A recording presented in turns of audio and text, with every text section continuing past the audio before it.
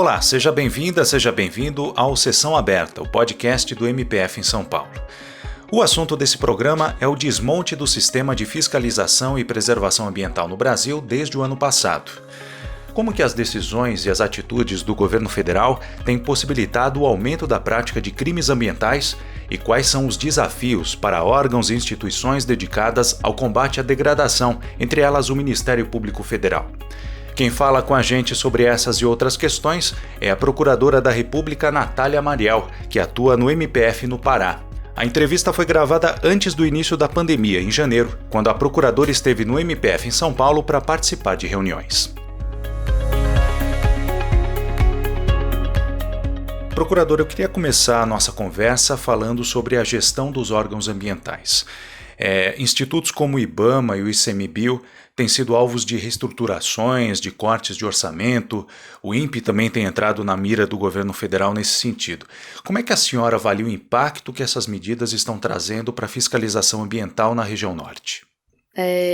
O grande ponto é que a atuação da fiscalização ambiental ela tem dois viés, né? Ela tem o viés criminal e ela tem o viés cível, né? De buscar essa reparação de danos, instrumentos para evitar a própria prática de crimes, né, ambientais.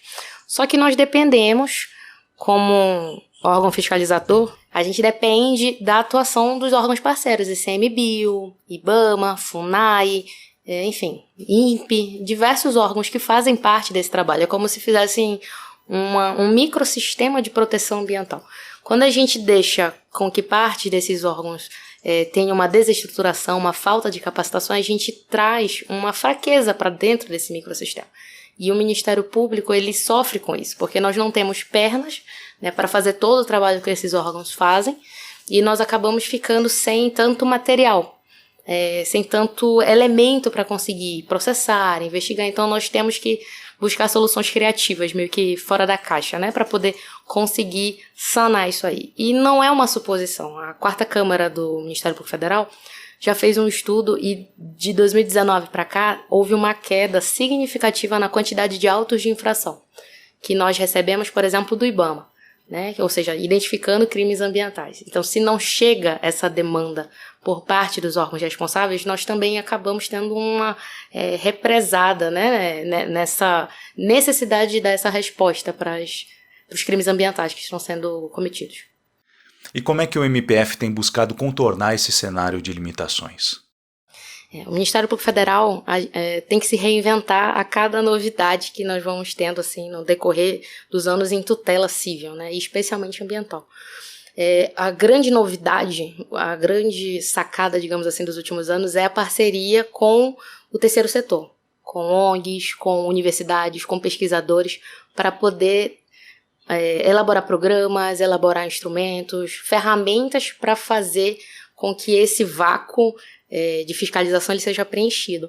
Um exemplo é o Amazônia Protege. Ele foi pensado dentro do Ministério Público Federal no GT Amazônia, um grupo de trabalho especialmente para essa questão de demanda do norte, ambientais, e ele vai unir diversos setores e ONGs e pesquisadores para poder, com imagens de satélite gratuitas, que são as mesmas que o INPE já recebe, elaborar autos de infração, entre aspas, porque não são feitos pelos órgãos ambientais, mas autos relatórios que vão ajudar os procuradores e promotores de justiça, eventualmente, porque é todo o Ministério Público, não apenas o federal, a ir atrás dos responsáveis, né? A responsabilizar essas pessoas que estão aí cometendo esses crimes ambientais, mas tentar responsabilizar mais do ponto de vista civil, que é onde a gente consegue ter um resultado mais efetivo com esses relatórios.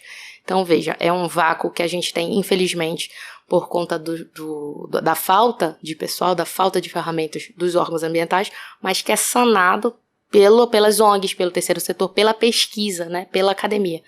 Então, é procurar outros parceiros, procurar preencher esses vácuos, né, que são deixados por conta dessa deficiência dos órgãos. E as comunidades indígenas, elas também entram nesse grupo de parceiros do MPF? Com certeza. Eu acho que é um ponto interessante são os trabalhos que estão sendo produzidos não só com indígenas, mas com algumas comunidades tradicionais. Falo isso pelo Pará, que são capacitados, orientados, educados do ponto de vista da fiscalização ambiental por ONGs, por pesquisadores para auxiliar, denunciar, fiscalizar a degradação ambiental nas suas áreas. A título de exemplo, Paragominas, que é um município no interior do Pará, a área de cobertura verde maior que ainda existe no município é a área de uma terra indígena, que é o Alto Rio Guamá. É uma área que ainda está protegida porque o entorno dela já foi muito degradado. Então, os indígenas são capacitados para poder auxiliar a polícia ou o Ministério Público nessa fiscalização. Então, são os primeiros interessados, na verdade, em ter essa preservação da área, em fazer um desenvolvimento sustentável real e auxiliar os órgãos de fiscalização a, de fato, terem olhos no local, terem atenção para poder manter aquelas áreas preservadas. A gente tem visto uma contestação permanente do governo federal a diversas medidas que buscam combater a degradação ambiental, como, por exemplo, a aplicação de multas. No ano passado, um decreto presidencial chegou a estabelecer a criação de um núcleo de conciliação ambiental, que seria uma espécie de instância de recursos contra as multas ambientais, num contexto que o presidente chamou de indústria da multa. Qual que é o efeito que uma medida dessa tem no combate às infrações ambientais? E tem algum fundamento nessa declaração de que existe uma indústria da multa no Brasil? Apesar das instâncias serem independentes, na instância administrativa, onde você pode aí questionar as multas por um tempo enorme, e isso em tese não afetaria as outras esferas, né, de responsabilização, mas você acaba dando um recado para esses agentes que cometem esses ilícitos de que eles têm uma possibilidade de defesa, de que eles têm um guarda-chuva que vai lhe defender ali, né, de eventualmente uma chuva de responsabilização. Isso é muito preocupante quando você vê os dados, né, a gente identifica, isso aí é público, né, dos últimos anos, o aumento significativo de infrações ambientais. Por que isso acontece? Porque há um conforto, né? O agente ele se sente confortável em cometer o ilícito, porque ele vai poder questionar isso administrativamente para sempre, porque a responsabilização ela vai ser também demorada, os processos demoram, ele pode questionar a veracidade de um auto de infração que é feito com uma imagem de satélite, porque não teve uma fiscalização em loco. Então, existe uma série de argumentos e você acaba dando respaldo, né, para o cometimento de ilícitos. E não é uma indústria da multa, na verdade é um aumento crescente de degradação ambiental, infelizmente causado pela falta de informação, pela falta de educação e especialmente pela falta de fiscalização. Se a fiscalização fosse de fato mais efetiva, com resultado sancionatório efetivo, a gente ia ter com certeza uma queda, né, desse número. Então, nesse contexto, infelizmente, não é de agora, é de muitos anos, né? Então, a gente cria um ambiente tranquilo para que o agente que comete o ilícito, ele continue cometendo esses ilícitos. E, claro, esse número de autos de infrações continue aumentando, né? A arbitrariedade dessas multas, ela não existe, na verdade. O que a gente tem é uma arbitrariedade no cometimento de crimes. Outro ponto que é alvo constante do governo federal são as unidades de conservação, né, a disposição de revisar essas áreas de conservação. Como é que a senhora analisa o impacto que isso pode ter, principalmente na região norte? A gente tem um grande problema, especialmente, né, na nossa região, de que nós temos várias áreas ambientais que estavam em processo de demarcação, em processo de reconhecimento. E por que essa demarcação? Por que essa titulação? Porque com ela você consegue trazer uma gama de benefícios, de tranquilidade de proteção de degradação naquela região. Quando você já vai trazer a proposta de revisar o que você já conseguiu demarcar, você traz ainda mais uma insegurança jurídica no momento de responsabilizar, no momento de fiscalizar, porque se você vai revisar, você não sabe se aquela área é federal, se ela é estadual, qual vai ser o órgão responsável, vai poder responsabilizar, pode haver degradação. Então, traz uma maior insegurança para a fiscalização e maior conforto para o cometimento de crimes. Então, é muito preocupante, isso é visto com muita preocupação por parte do Ministério Público Federal e nós estamos acompanhando, né, na prática, eventuais revisões para evitar argumentos como esse nos processos que já foram propostos ou que estão em vias de serem propostos. E já houve alguma iniciativa prática nesse sentido? O grande problema são os mosaicos. Como a gente tem na região norte um problema de titulação, a gente nunca sabe se a área é pública, se ela é particular. Às vezes uma área tem 10 registros, tem uma sobreposição enorme de titularidades e de áreas de proteção. Às vezes, essa insegurança prejudica um processo.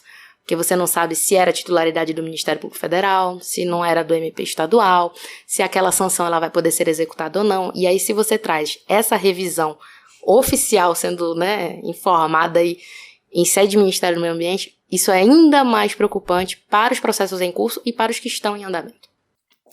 E dentro desse contexto todo de risco à preservação ambiental, o Brasil fica de alguma forma sujeito a sanções internacionais? O país já é alvo de pressões diplomáticas, políticas, principalmente por conta da Amazônia, mas existe espaço também para sanções jurídicas, uma vez que o Brasil é signatário de vários acordos internacionais na área ambiental? Sim, eu acho que as sanções internacionais, as possibilidades de sanções internacionais são as mais efetivas, porque o mercado, né, internacional ele é exigente do ponto de vista ambiental. Ele não vai querer receber um produto, uma produção vinda de um país que não respeita as normas ambientais, e que, fugindo um pouco do ambiental, por exemplo, que compactua com o trabalho escravo, dentre outras questões. Então, não é interessante para o nosso país, não só do ponto de vista político, mas para os produtores, para os grandes produtores. Não é interessante você estar num país onde o regramento ambiental é frágil, onde a fiscalização ambiental é frágil, porque isso fragiliza o mercado lá fora. O nosso produto ele não vai com força para o mercado internacional para ser comprado. Então, assim, essa preocupação com o mercado, ela não é apenas de ONG, né? Que isso é muito levantado, que isso é questão apenas de extremistas. Isso é uma preocupação de mercado. Isso é visto, a gente vê isso diariamente, né? As barreiras, os bloqueios que às vezes acontecem por conta de denúncias ambientais. Grandes desastres ambientais que aconteceram, infelizmente, no Brasil, a única força de sanção era a sanção internacional de argumentação. Por exemplo, a gente teve uma suspeita de derramamento de rejeitos na região de Barcarena, no Pará, que foi o caso Hidro, e que foi acompanhado, e o TAC, firmado para fazer os estudos ambientais, para poder identificar esse dano, ele só foi formalizado porque houve uma preocupação da empresa com o mercado internacional, porque as bolsas caíram, porque houve uma desconfiança do cumprimento do regramento ambiental por parte da empresa, e aí isso causou o acordo. Não foi o medo de multa, o medo de multa administrativa, o medo de multa processual, né, civil ou crime ambiental. Foi o mercado internacional que trouxe essa força. Então é importante que o Ministério Público ele se utilize desse instrumento, né, dessas ferramentas, porque o ambiental, do ponto de vista internacional, é muito forte. E aí a gente tem que se utilizar disso aí para poder conseguir, né, mais resultado, maior reforço na fiscalização. Essa foi a nossa conversa com a Procuradora da República, Natália Mariel, do MPF no Pará. Eu espero que você tenha gostado dessa edição do Sessão Aberta, um podcast produzido pela Assessoria de Comunicação da Procuradoria da República em São Paulo. Muito obrigado pela sua companhia e até a próxima edição.